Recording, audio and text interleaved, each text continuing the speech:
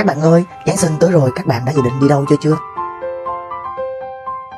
Mình và tỷ tỷ của mình được mời đi review cho một resort cực kỳ dễ thương nằm tại Bảo Lộc nè. Vị trí gần hơn Đà Lạt, chỉ mất khoảng 3 tiếng đi xe, nhưng mình lại hưởng chọn một không khí trong lành dễ chịu nè. Bạch tỷ đang ước mơ một chút liều tranh hai tấm kim vàng kìa.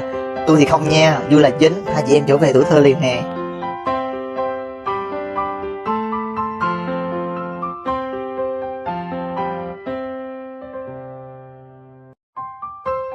Phòng trong resort thì sang xịn mịn nha các bạn. Khi book phòng nói là ở 2 người, mình thì thấy 2 hộ gia đình ở dư sức luôn.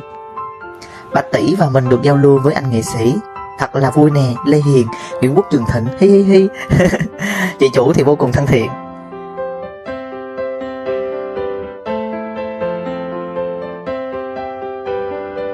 Hãy thử một lần trải nghiệm các bạn nha.